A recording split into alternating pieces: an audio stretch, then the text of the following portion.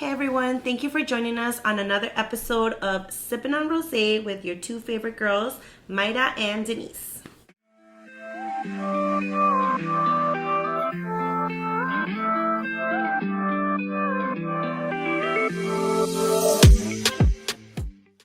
Hey everyone, so for this episode, I came up with the idea.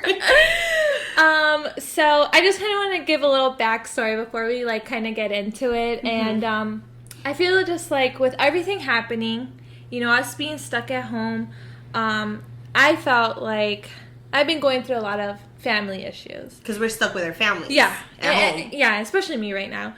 But and I started noticing that I'm not the only person that goes through family issues, and it was kind of a reliever when we got with our line sisters and we were just talking about our lives and everything we were going through, and it just was very comforting to know that my family isn't perfect, that I'm there's other people going through similar situations, and I kind of wanted to bring someone in who has that educational background to give us a little bit more insight on this topic. So we went to go look for somebody. And we found somebody awesome. She's our sorority sister. And do you want to introduce yourself? Yeah. So I'm Marcela, and like they said, I'm one of their sorority sisters. I graduated from DePaul in 2018, and I studied psychology as well as sociology. I did a double major, and I just graduated a couple months ago from my master's program, and I'm a couples and family therapist. I graduated from Adler University, and now I'm working in my field.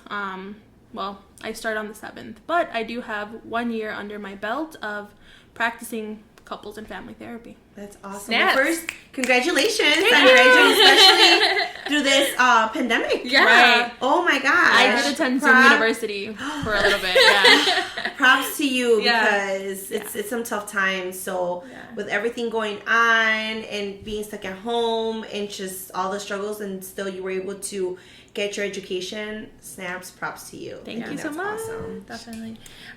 Do you kind of want to go into a lot, because before we started recording, I was asking so many questions. I know, so we should have recorded that. I know we should have, but do you want to kind of talk what you do currently, what age group you work with and things like that? Sure. So in my previous, or most recent rather, experience, I've been working with adolescent clients. So that's anywhere from 10 to even 19. I think textbooks are now saying that adolescence goes into 23, based on brain development and all of that. I did read that. Yeah, that was interesting to find I out. know. Weird, right? Makes sense. I remember because I read that, and then my brother, he's 21. I was like, "Oh, you adolescent?" He's like, "I'm 21." I'm like, "No, actually, nowadays." Exactly. Yeah, there's a lot of new things coming out.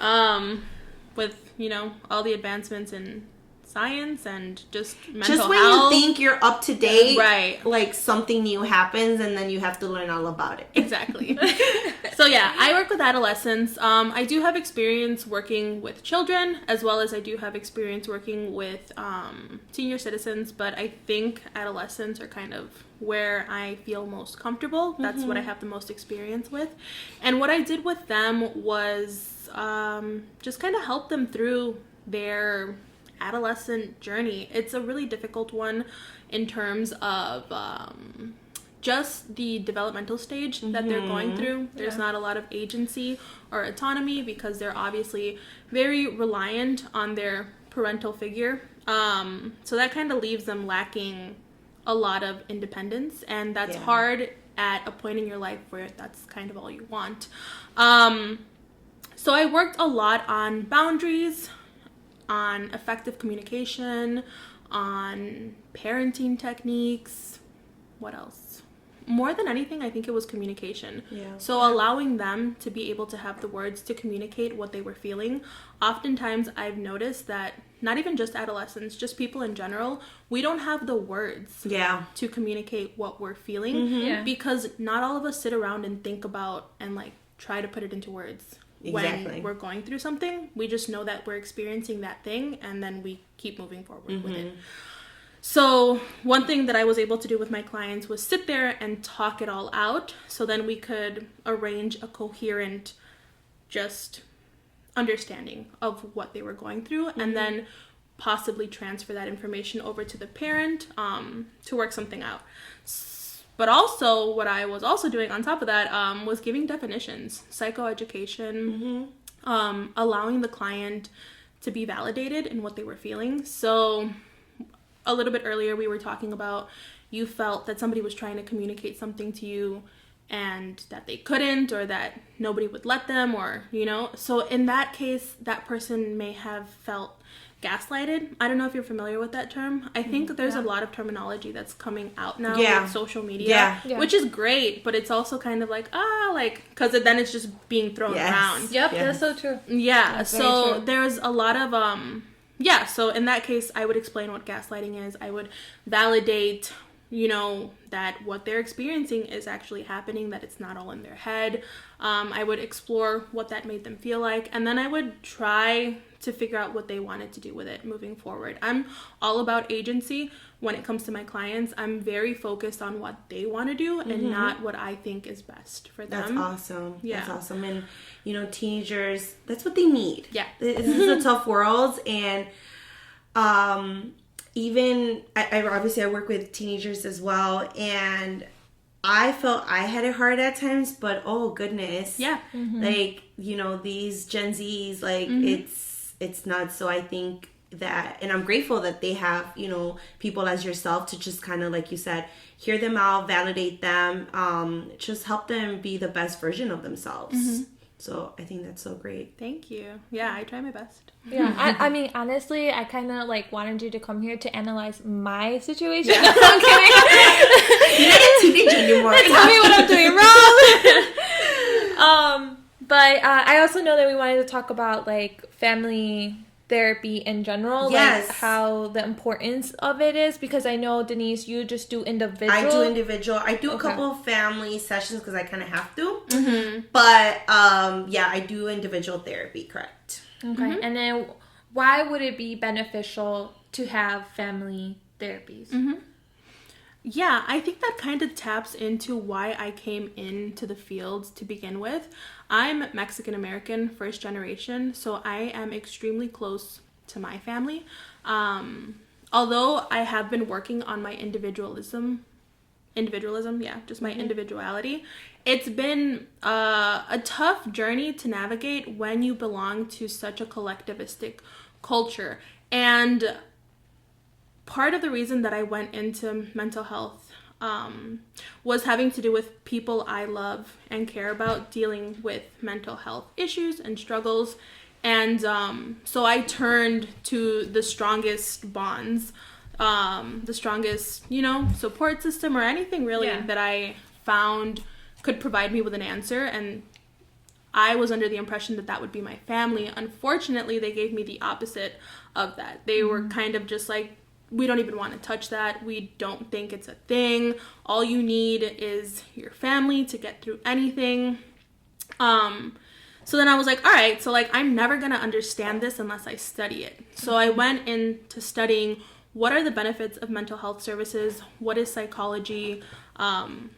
What is this all about? And what I found is that it's important to seek mental health services or just family therapy in general, because when you don't know anything than what you have known for X amount of years, in my case 24 years, it becomes difficult to imagine anything outside of that. And if there's no imagination for change, there can be no change. So my going to school allowed me to imagine something better. And when you bring that then to your home, you start seeing the change occur positively or negatively. So it's families and relationships in general are always trying to achieve a homeostasis, so a consistent state, somewhere where everyone is comfortable. But once somebody starts going to therapy, or somebody starts receiving an education on mental health services or therapy, or, you know, whatever the case may be, and they bring that information back into the system, it like throws a wrench in everything, and everyone's like, what the heck is going on? And it freaks everyone out. That was my experience, at least. But it could also be a tool. So it could also serve as an inspiration to want to continue to learn about that, or want to continue to understand that. So I think that's a long-winded answer. But ultimately, I feel the benefit of therapy is that it allows your family unit to imagine something beyond what it already is. And that's not to say that what it already is not great. It can be great and you can love it. But there's always room for improvement in any case. Exactly. You know, it's so funny that you like say this, because my sister, I like, honestly, I don't know too much about any of this stuff, but I know that my sister is getting her master's also right now in Aurora, and I think she's trying to do what Denise is right now. And so I come from a family that, you know, we don't talk about therapy. You know, my mom is very much like, you need to be strong 24/7. So my sister coming in with the knowledge she has, she personally going to therapy, and then kind of bringing that back home, it was like, it's chaos, you know? And especially now that I sold my home, we're living with my parents because we're trying to buy our next home, and I'm living with them, and I'm like in a different part of my life now, a new chapter. You know, I'm a mom, I'm a wife, and she brings this in, and it's so hard. It's so hard, and we've never been through family therapy. I think it would be very beneficial. I think we would find out a lot of stuff if we went through it, but it's hard. It's very hard, and I don't want to get in the mindset like my parents do, but sometimes I can't help myself, because sometimes I'm just like, stop analyzing me, you know, because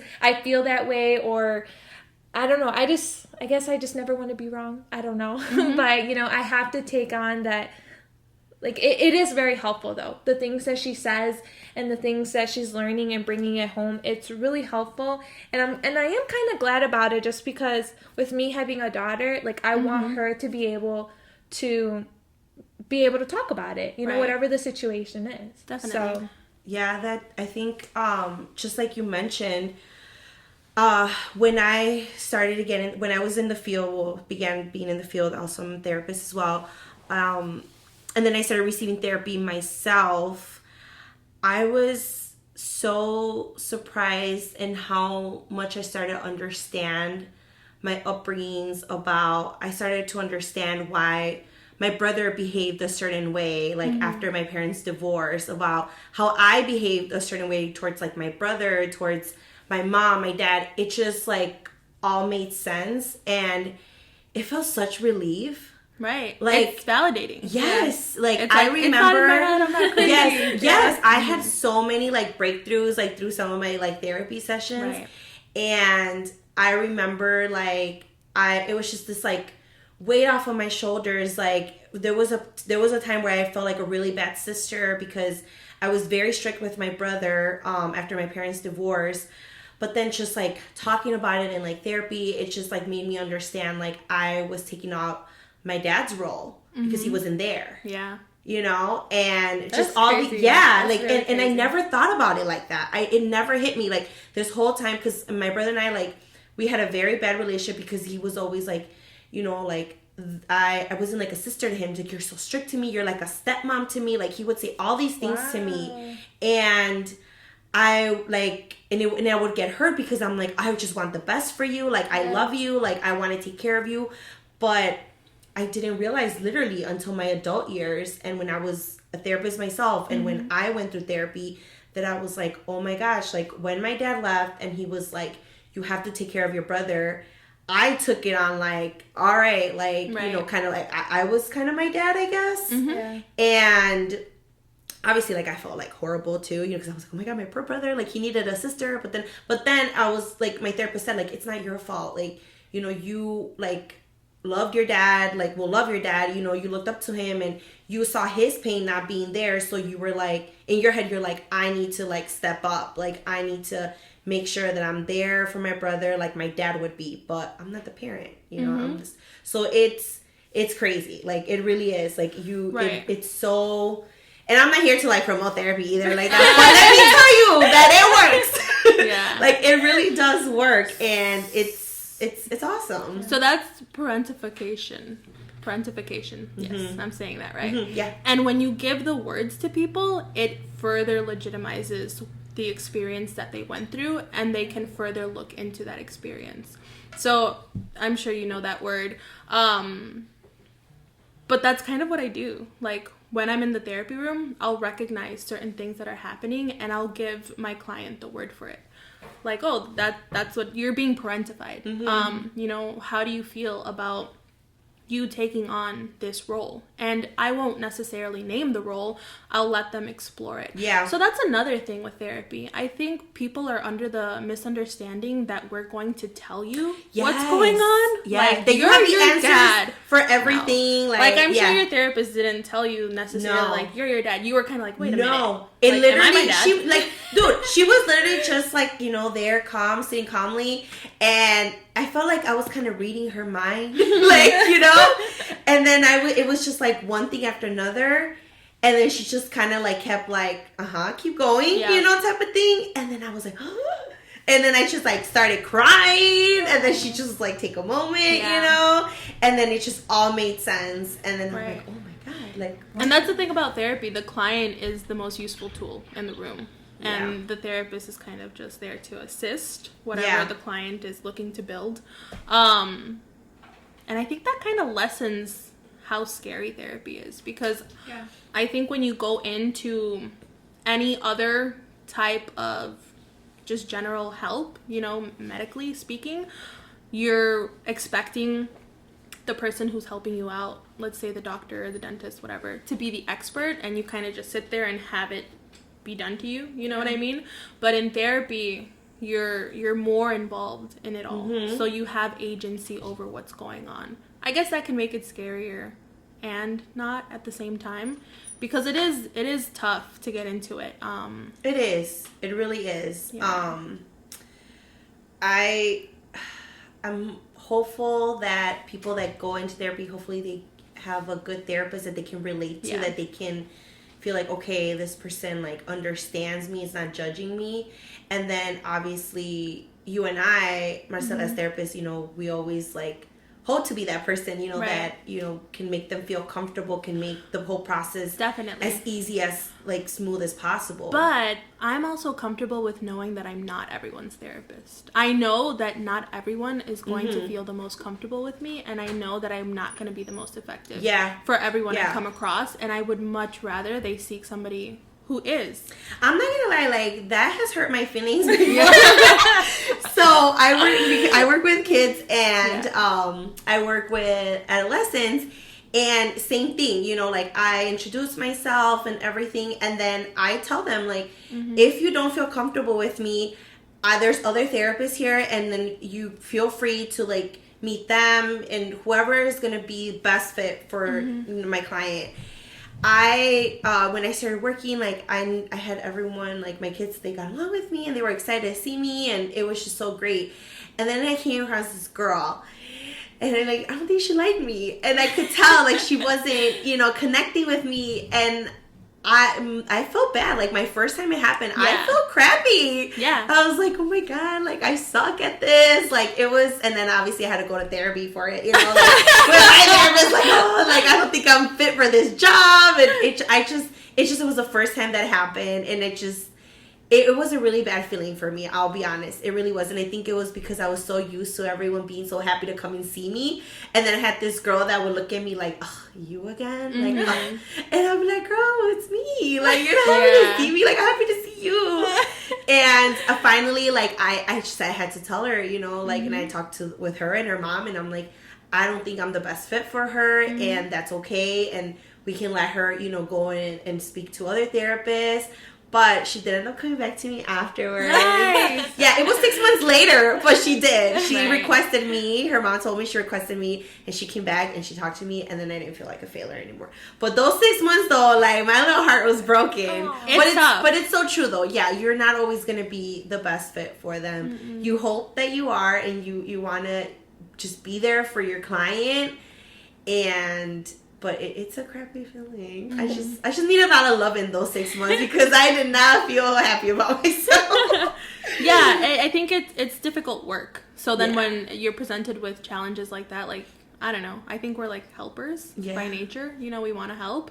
So when someone's like, I don't want your help, you're like, what the heck? Like, I want to help you. Yeah. That's so true. So one of the things that we talked about before we started the podcast is just us getting to know each other. We're both bilingual, and so ultimately in our agencies, we say we both work with our Latino families, you know, different Latino families that come in. Tell me about your struggles with that, with family therapy, because let me tell you, girl, for individual therapy, like, it's hard. So like I said, I was working with adolescents. I haven't started my new job yet. I'm really excited, but I know that it's going to be similar. Through the interview process, I made sure that it kind of aligned with what I know how to do, what I'm comfortable doing. So working with adolescents, you kind of have to work with the parents anyway. Yeah. Because no change happens unless the parents are involved, because unfortunately that adolescent is not in charge of what's going on in their life to the degree to which an adult is. So I guess, I'm sorry, what was the question? No, like, what are your struggles with, what are my struggles? with Latino families? Okay, yeah, that's where I was going. I was like overwhelmed by all my notes. But basically the struggles with that are that, I mean, there's a lot, you know, like where to start, because there are some parents who are very removed from the therapeutic process and don't want to be a part of it at all, whether it's because they feel like they're going to be judged, whether it's because they're scared of what's going to be said to them. You know, the presence of DCFS is always lingering, I have found, especially with my Latino clients. Especially because a lot of them aren't documented. Yeah. So the agencies oftentimes will let you know, well, not even the agencies, that's not true. This was my experience in my graduate program, that whenever we suspected corporal punishment, or any, not even just corporal punishment, but anything that may be considered abuse, we would have to report it to DCFS. And obviously, you know, we're mandated reporters, that makes perfect sense. But when a child is telling me that they're being spanked by their mother, and how do you navigate that? You know what I mean? How do you navigate what is abuse, what isn't? Like, how do you really break it down? And then how do you weigh out the consequences? Because if this mother is trying her best wholeheartedly to discipline this child, and all that she has at her disposal is corporal punishment, how... Obviously, there's a lot of psychoeducation, and I do work with my parents to try and find alternatives, or to find alternatives. But when I would report these things to my graduate program, or when we would do case consultation, they'd be like, call DCFS. And it's like, you can't just call DCFS all willy-nilly when dealing with the population that I'm working with. Exactly. Because... yeah, maybe she loves her son. She doesn't mean to hurt him, whatever the case may be. And now she's being deported for it, possibly. Like, the consequences. And like we said, sometimes, like, you know, with Latinos, and, like, you know how we were talking earlier, that's all they know. That's, like, you know, what they were taught, what was done to them. So even though for us, it's like, oh my God, like, you know, you beat them, for them, it's like, this is how, like, we do things, you know? Like, this is how we discipline, like... They don't see it as anything wrong, but... So in something like that, like, how do you navigate or help the parent to see that maybe isn't the right... Educating them. Thing to do. Like, you actually said something which I thought was so beneficial before we started recording, that if they're too young to not understand. Right. So that's something that I always throw out there. It's like my like little line, but I haven't said it in so long because like we were talking about, I haven't practiced in almost 6 months now just because I was so, what is the word for it? Burned out. Yeah. I was I'm getting there. Yeah. Yeah. I didn't think that was a thing. You know, because when you have immigrant parents, they're like, what is burnout? Like, we gotta keep going. Yeah. My mom didn't let me stop going to school until I got my master's. So I went from high school to college to my master's, like boom, boom, boom. And I chose a field that is kind of a lot. Yeah, it is a lot to take on, right? And then in the times that I was taking it on, it was even heavier.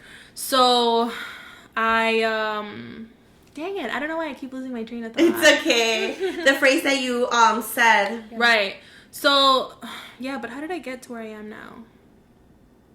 About the burnout? Yeah. I was super you burned up. You haven't practiced because you've been burned out. Put everything away. It's okay. Yeah, so I haven't practiced in 6 months, so I typically know this phrase off the top of my head. But when I was telling you, I was even tripping over it. But basically, when it comes to corporal punishment, if your child doesn't know why they're being hit, they probably aren't understanding the reason that you're hitting them for. And if they do know why it is that you're hitting them, then they probably can comprehend a conversation between the both of you about what's going on. Obviously, a developmentally appropriate conversation. You know, you speak to different ages in different ways. But yeah, it's I like that. I'm gonna use that when my parents that I work with. I like that. Yeah, I really liked when you said that because well, I'm a mom to a 1.5-year-old little girl, and me growing up, I did get spanked, and I think that without trying to put too much information of my life out there, I think that I don't think it was right, and I also don't think it was right for how long I got it for. Especially, for the age that I was at a certain time, I was like, okay, you need to stop doing this. But with my daughter now, and because I am living with my parents while we look for our next home, it's so hard for me to, first of all, learn myself a different way than I was taught. Right. And then to do that in front of my parents who this is all they know. Right. So it has been something really hard for me to navigate through. And I am very lucky that my husband is very much like, you're right, I don't want our kid to go through what we went through, so we need to figure out a different way. So I do a lot of research on how I can talk to her and how I can explain that, that's not something we do, or this is the right way to, doing it. This is not, you don't have, there's different ways of doing things. So it's been pretty hard. I mean, even the toys, I don't even let it sounds so bad, but the toys I played with, I don't let my kid play with. There's a different type of toy that I let her play with because of educational value behind it, and my parents are constantly up my booty on why are you giving her that way? You didn't play with toys like that, or why are you telling her this when she needs to get spanked, or just things like that. And I'm sure they tell you but we did this to you and you came out fine. Yeah. Oh my god, that was another thing too, because my siblings are very much they're very spoken on telling my parents, you did this to me, and I'm very upset that you did this to me. And I'm the type of person that I am so loyal to my family, and especially to my parents, especially to my father, that I cannot get it out that says, I'm so upset that you even laid a finger on me. So it's been that's been really hard. And then, wait, say that again. What did you say? I'm losing my train of thought. No, it's okay. About how parents say when they're telling you with your child okay you need to do this way, and you're like no, and they're like, but we did it to you and you turned out fine. Yeah, and I did turn out fine. I'm a very I think I turned out fine, you know. I turned out fine. I feel like I'm thriving, you know. But I do feel that certain things that they did do was just not okay. Yeah. You know, and even though I'm sitting here and, you know, like I got all my body parts intact and, you know, I'm thriving and, you're healthy, you know, all those good things, I'm still mad that you did certain things because I think you could have addressed it a different way. And I'm assuming now, especially that you have your own daughter, you're like, I could never. Yeah, I could never. Yeah, and I mean, I could never. And my parents are always like, well, if you leave her with me, like, I'm gonna do it the way that I did it with you. And I'm just like, literally, no. Yeah. Like, if you think you're gonna lay a finger on that little girl, no, it's not gonna happen. Yeah. Thankfully, they just adore her so much that they won't do it. But they are very easily to pick at me when I don't do it. Right. You know? So it's been pretty hard. Let me tell you. That sounds really tough. And it's interesting when you're talking about your dad and how you could never tell him that you think that what he did in some instances was wrong. You know, you're like, I could never even say that to him. Yeah. But you're communicating that to him. And you're communicating him in your communication to him that you don't want him to behave that way towards your daughter. That's true. So even though you're not saying the words, that's still being communicated to both of your parents that certain things that they did were wrong. And that probably stings a little bit. Yeah, and I mean, I'm going to be very honest. I don't know why I'm like this, but when I do see that they notice that I don't want that to happen to her, and I see, like, them be a little like, well, why not? You know, like, I thought I did a pretty good job. It really does hurt me because I'm in the mindset that both of my parents came from a different country. My dad has been working his ass off all his life just to give me everything I've ever wanted, and for him to, like, be sad that I didn't You're not doing things the way he did. It really does bother me, but then I always have to remind myself, it's just not what I want for my daughter, you know? So it's been really hard, very hard. Yeah.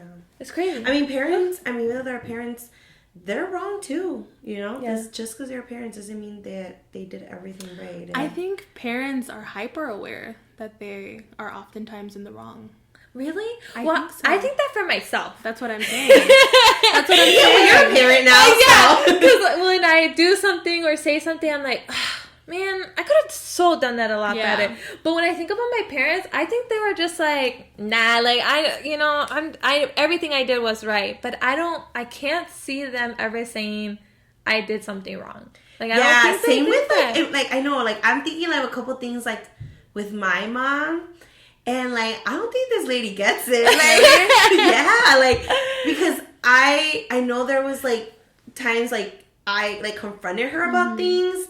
And she straight up was looking at me like, girl, you crazy. Like, I'm right. And I'm like, really, Mom? Like, don't you, like, get it? Like, you did this. This is not right. And she just is like, no. Like, well, I think this is where family therapy comes into play because there's probably different things that are being communicated and understood. So what you're communicating to her is probably not being understood in the way that she would want it to be. Honestly, I don't think it helps that I'm a therapist. Because then she just is like, because I actually, as an adult, like, there's just, before I moved out, there was a couple things going on. And I remember I, like, even told my mom, like, listen, lady, like, let's do family therapy. Like, I'm down, you down? And she's like, I'm not down. So she did not want to. But it just, because I could feel that, like, things that I was learning through my therapy, like, I was like, but this, you know, and she just was looking at me like, no. Like, because to her, yes, I, you know, I'm a therapist, I have a master's degree, but she's the mom and she knows everything, you know, she knows more type of thing. But yeah, she was just not down, and I was like, okay, well, then I gotta move out because I love you and I don't want, you know, us being here to ruin our relationship. And moving out definitely has brought us closer because we were just not like getting along about certain things or understanding each other. And unfortunately, she wasn't willing to want to understand, you know. But, you know, I mean, I don't know. Like we talked about, it could be the culture, you know. She just wasn't, you know, like, willing, open to therapy. Even though, I mean, she's super supportive of me being a therapist, and like, well, she's not supportive of the fact that I got a job that doesn't pay a lot, but she's like, you could have been a doctor or whatever. I'm like, no, I get sick from seeing blood. No. Yeah. But she's always been super supportive about just me, you know, being a professional in my education and everything. But as far as like when it comes to like me knowing things related to her, she's like, but I'm the mom. Like, I raised you. You're born because of me. And I'm like, okay. Like, it's tough. It's difficult to navigate. I think my parents are also really proud of me for the work that I do. But my dad consistently just talks crap about therapy and like los locos and like que se necesita eso, like, you know, and it's like you're literally invalidating the work that I'm doing. That's even though you're not telling me that directly. That's literally my stepdad. Like, my dad is not like that at all. He's super supportive of it. My stepdad is like that. I tell him, I'm like, dude, you're just like really old. Like, he's getting grumpy old. Like, dude, I'm like, I can't even listen to you because if I like literally listen, I get so heated and I'm like, oh, like I want to like blow up. But so I'm in my head, I'm like, he's old, he's grumpy. Like, okay, yeah, because he's the same way. He's like, oh, like everyone is this, and he like knows everything, and I'm like, nah, dude, like no. But I also wonder about why it is that a lot of people are so stuck in their ways when talking about Latino families, because I think that's what we know the most. Yeah. That's why I bring it up. You know, we're coming, our parents or the generations before us are coming from countries in which things were ran completely different. You know, things were understood in a completely different way, both in language and just unspoken understandings.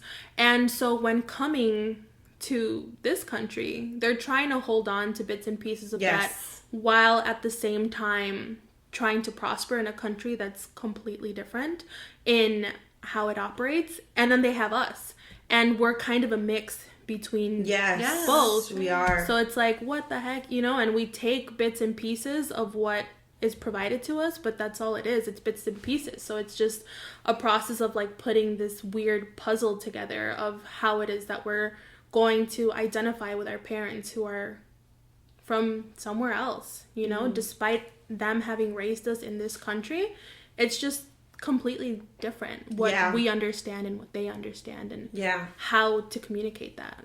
That's so true. And then also us being like marginalized as communities of color, we are already so underserved in everything. So obviously mental health unfortunately falls into that, and it's extremely stigmatized for us to fall into that kind of, you know, into that help, because one, it's not available to us, right? It's not readily available to us. So you have to do a bunch of stuff to get to it, and then once you finally get into it, it can be expensive, you know? So then your parent has to deal with, oh my gosh, we're paying for this bill and you don't even need this, or you don't, you know, why are you going to someone to tell you what's wrong with you, or why don't you work it out with us, etc., etc.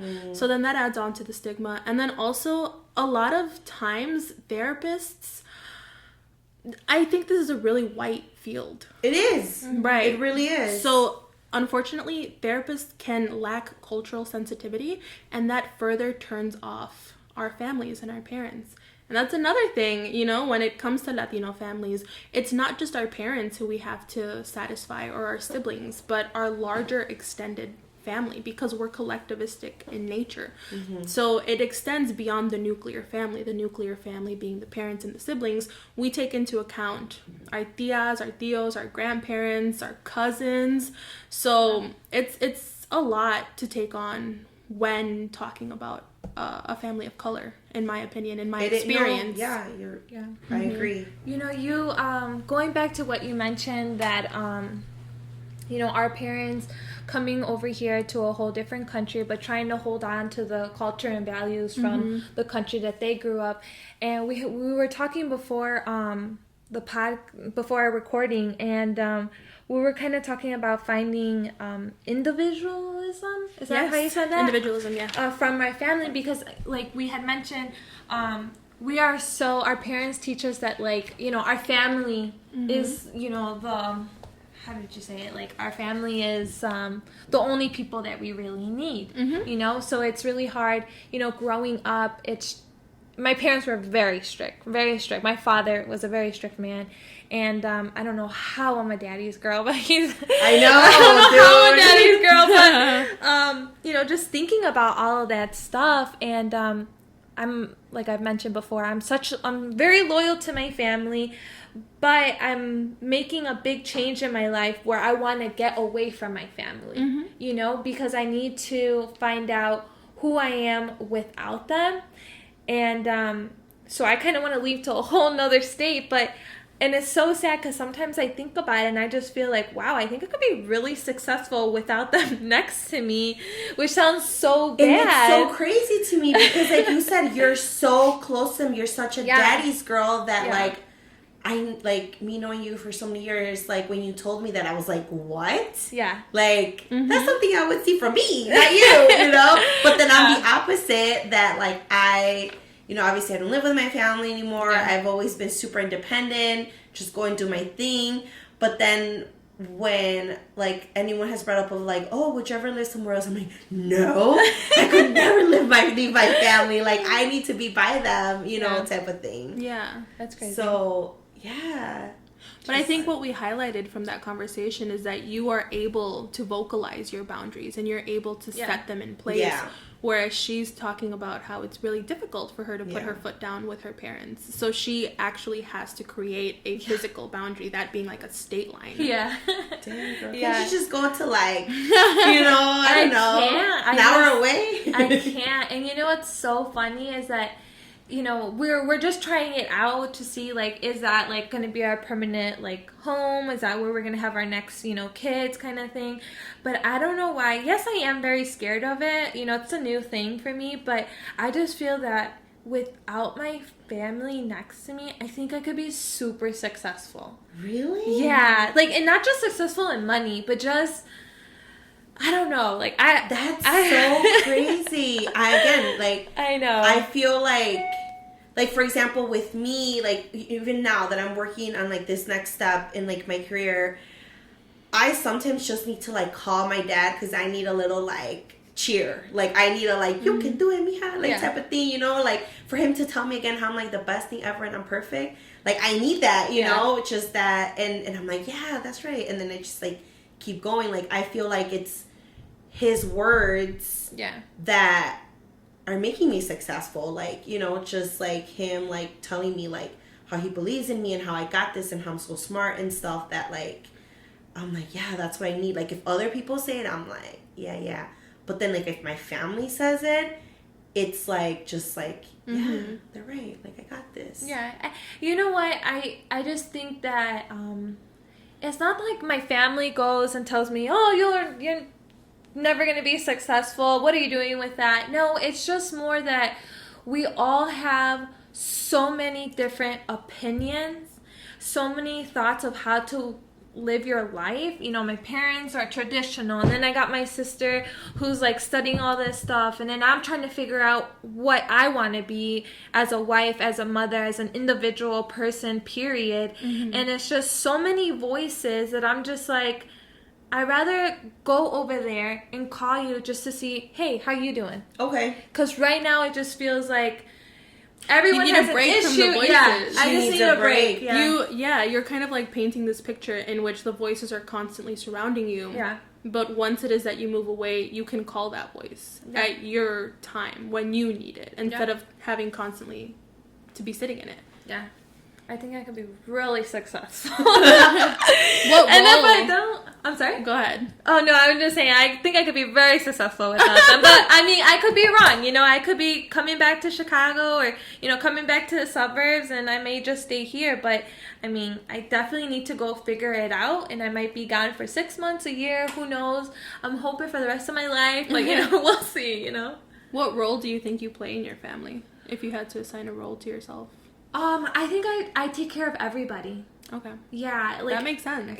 Yeah, I think so too. That makes sense why you're overwhelmed. You can't be in everything, I feel like I'm taking care of everybody's problems. And, it's so funny because yesterday I was like talking to my husband on his way home, and I'm telling him everything that I'm doing, you know, for my sister, my nephew. My parents are out of town, so I have things to do for them, and I'm just like telling him everything. He gets home and he works a labor job, and he's gone from like 6 a.m. and doesn't come back till 7 or 8. And he comes back and he goes, "Thank you so much for everything you do." And I'm like, "What?" And he goes, "Yeah, thank you so much for everything you do." Oh my God, I'm about to cry. But I was just like, you come home after doing a labor job and you're saying thank you to me for all the work I do, that it made me so realize how much I need to get away, you know? So it's just... So you can focus on yourself and your family. Yeah. And like you said, like, just what you want to do for yourself. Because... Yeah, and it's I mean, hard. for all the people that live in your house, this is a small ass house. I've been there. Like, you need some space, girl. Yeah, there is. Yeah. So true. Are you the oldest? The eldest daughter? Yeah, I'm the oldest daughter. Okay. Yeah. That happens. In Latino families, the eldest daughter kind of takes on that caregiver role. Yeah.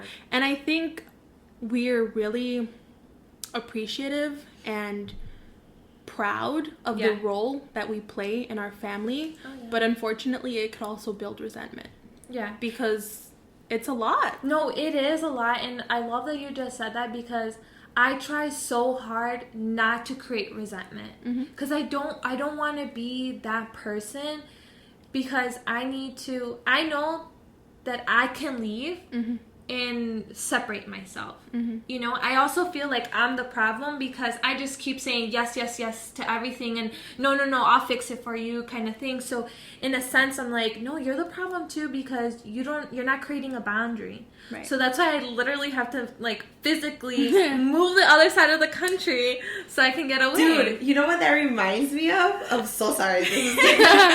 Okay, so like we mentioned, we're sorority sisters. When we had like chapters, when we were undergrad, that's how she was in chapter. Like we would have an event, and she'd be like, and then we're like, okay, who's gonna do this? I'll take care of it. This will be Mayra. I'll do that.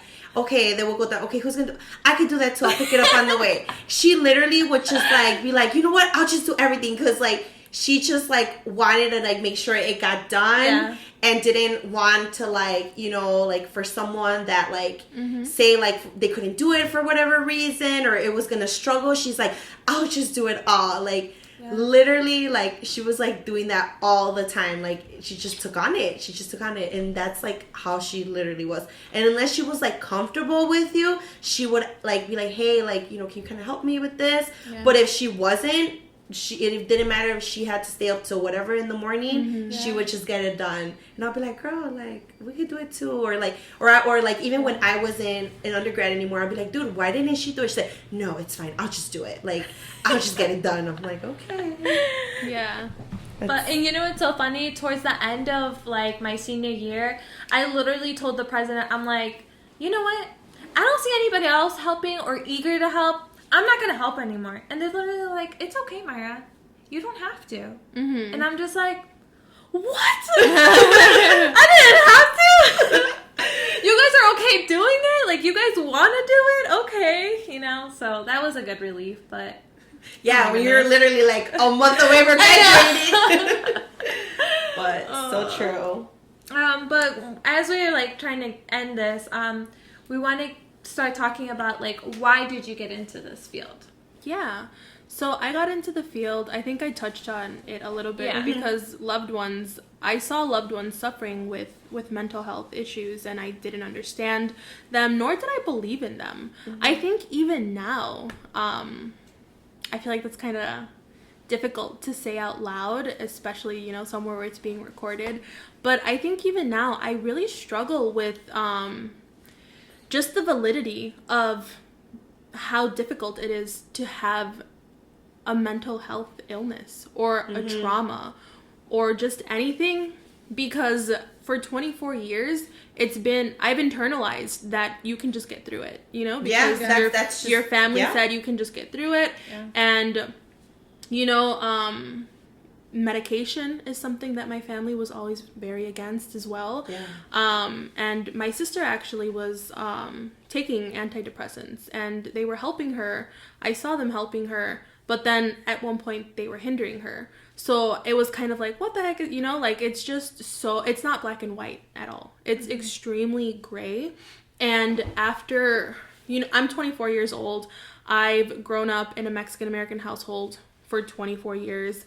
So all of these things that my family has told me, I have to actively unlearn every single day that I'm working the job that I do. Because first, you know, like you were talking to me about how you want to move and you want to leave the state and you think it'll be better for your mental health.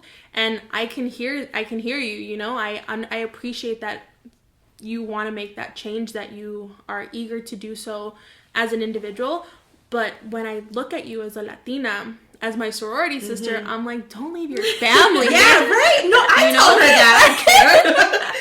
But you know, it's not my place to do that as a professional, as a therapist. I know. Oh, you know? It's so hard. So then you're constantly, it's called cognitive dissonance. Yeah. It's when you are constantly butting heads with yourself at this point, because you went to school and your books and your professors and the discussions that you've had say something completely different than what is being uttered in your home. That's so true. Oh my God. So it's hard. It's so crazy that you mentioned that, because I've definitely had conversations with some family members where I take out, you know, that therapist role, and I'm like explain all these things, and they told me that they're like, well, we've never gone through that, like all this family, they've never had therapy, like, or they'll give me like examples of like different people, and then I start like kind of doubting myself then, you know, or I'm like, well, and they're like, yeah, you just get through it, you keep going, like type of thing.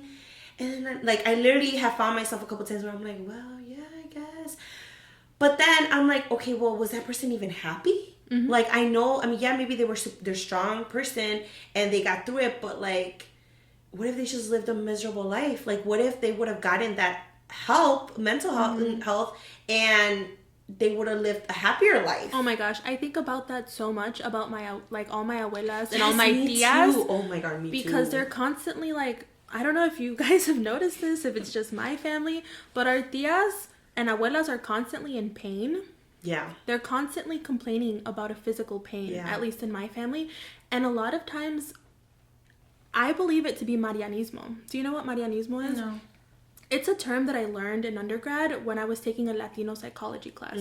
So everyone knows about machismo. So machismo is like a huge, you know, everyone knows, we talk about it. Marianismo is within that vein.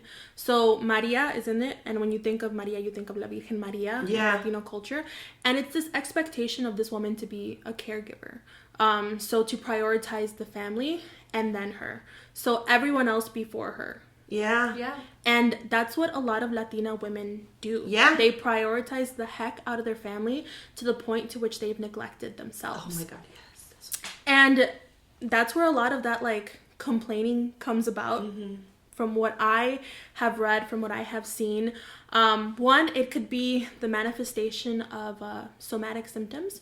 So somatic symptoms are when you're going through mental hardship and you're kind of like not listening to it. You're like, whatever, like, I'm gonna get through it, you know, as we do, as we said we do. And then your body's just like, no, like, I'm serious, I'm not okay, you know, like you're mentally, I'm not okay.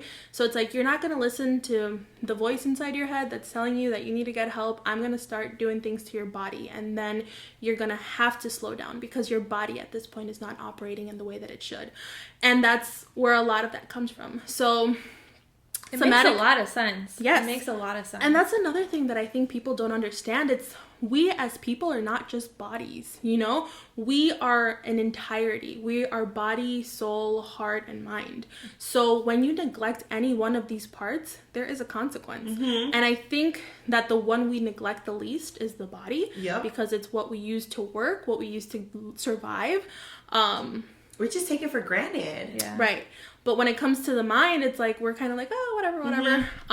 So then that's when your body starts to break down. In certain cases, I have, when I learned about somatic symptoms, all I could think about was my tias. Because that's another thing. When you're physically not able to do things, that's when you're able to take a break. And I noticed that in my grandmother. She just recently had surgery.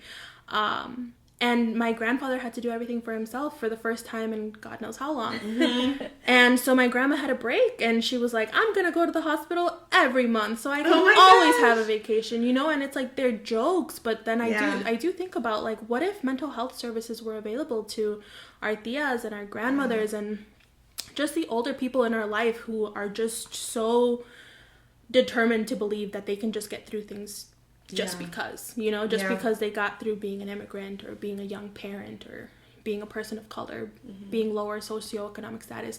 All those things come with a lot of hardship and trauma, and there's no shame in needing treatment for it, you know? And I think one of the ways that I have grown to normalize therapy is that I'm just taking an hour out of the day, out of the week, not even the day.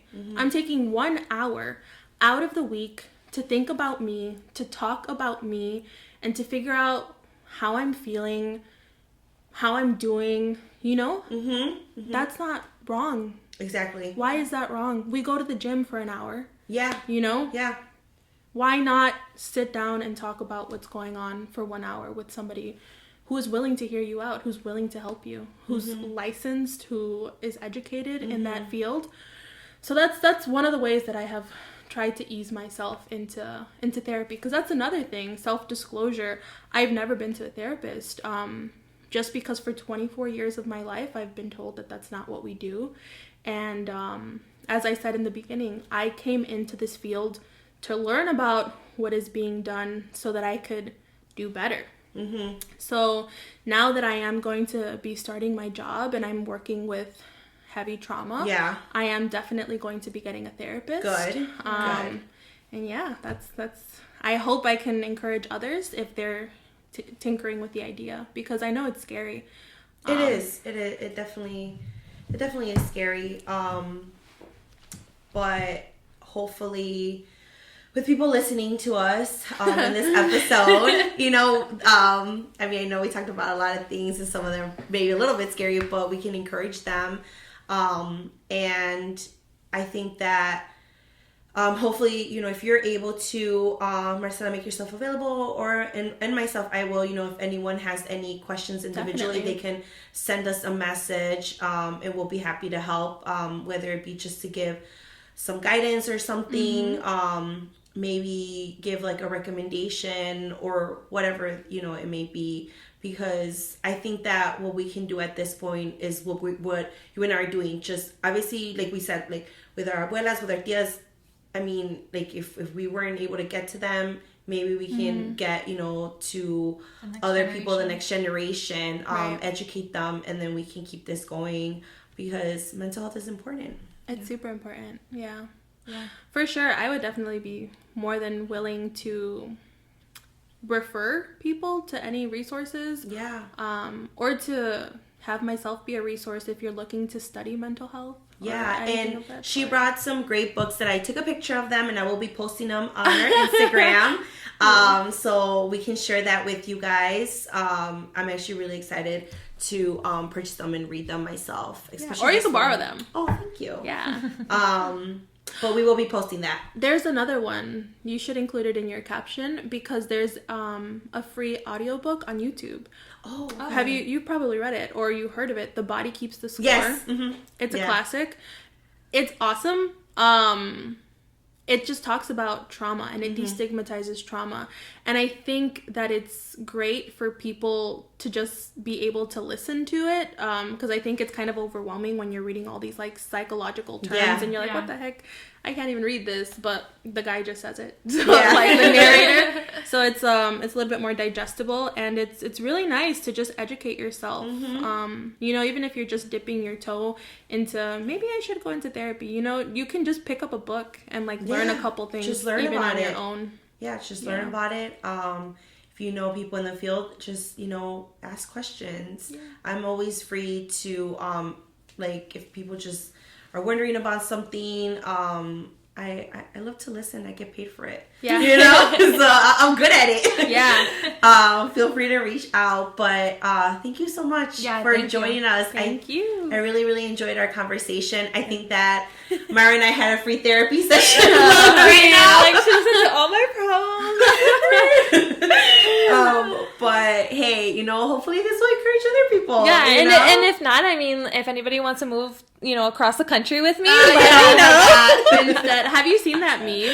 No. It's probably because I'm a therapist, so I have like therapist memes. It's like, okay, so what did we say we do when we were feeling upset? And then they're like, we're gonna book a ticket. I see that. Or something like that. Or like flight booked. I literally sent that to my coworkers because one of my coping skills is, so my therapist, really quick, one of the therapists, one of the things that like she tells me it helps me get through my work and everything, she's like, always have something to look forward to. Yeah. You know? And just like, you'll have like a really bad day, but if you know that there's something exciting for yourself coming up, like it's gonna really like help you, motivate you. And it's so true. So before COVID, I literally had like little getaway trips, even long weekend, like every like couple months. I heard a couple therapists say that. Lucero says that. Oh, really? And honestly, I think that's what's been able to help me be able to do this job. I've been doing this for 3 years with my internship. I did my internship there at the agency 4 years. Mm-hmm. And if it wasn't for that, honestly, I would have been burned out. I would have been like, girl, bye. Mm-hmm. But that's definitely helped me. So right now with COVID and I haven't been able to go nowhere, a girl is tired. Yeah. Mm-hmm. You know? That's a huge thing about our field. I think it's really emphasized self-care. And I think self-care has been commercialized. Mm-hmm. Like, people think self-care is like going to a spa or something. Go buy a candle. No. But it's not that. Yeah. So self-care has been a huge thing that, like, I have to do it now. You know what I mean? It's part of my job to take care of myself. It's part of my job, my routine. I need to do it. So true. Yeah. But I was pretty much that meme. Like, it would be like, I would literally have like a like really bad week, tough week. I would be like, okay, I think it's the time. Let me start looking at tickets. Where am I going? Who's down to come with me? I'm not even kidding. Last year, I went to Vegas like 4 times. I'm not even kidding. Like, I'm not even kidding. But I'm also really good at like booking things and getting really good deals. Like, I love planning. That should be my side job, honestly. What do you do for self-care, Mayra? Self-care? Jeez. I mean, it's just because, like, I feel like self-care... I know what she does. What? Amazon shop. Shopping. Okay. I really like to read. So anytime that, you know, after I put the baby down, I'm like, literally, no one talk to me. I just want to read. Yeah. Shopping, taking care of myself, because sometimes I'm a mom and I hate to like say this, but sometimes like I can't even get myself ready, so I make sure to make that a priority. I believe you.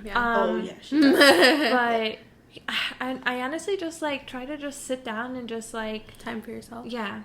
I think even this podcast is a little bit of self-care for us. Yeah, because we just like get away and we just like, if we have like fun topics, we're like laughing and stuff.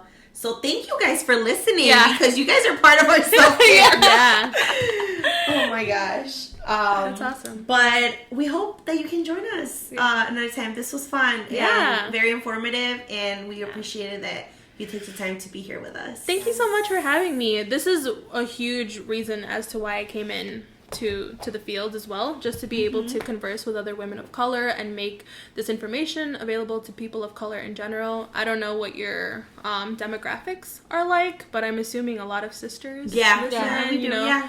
So I really, I just want to get it out as much as I possibly can, because I know that unfortunately we're not necessarily a priority within this field, but you are to me and to you. Thank you. Yeah. So hopefully we convinced her, guys, that she'll be joining us another time because we loved having her. Thank you so much, sis, for being here. And then just a little shout out to Lucero for connecting us together. Yes. Networking. Networking. Thank you. Yes, part of LTA. Another. Oh my gosh, love it. Yeah. Shout out my line sister Mariah. All right, we will see you guys on a next episode of Sippin on Rosé with Mayra and Denise. Bye. Bye.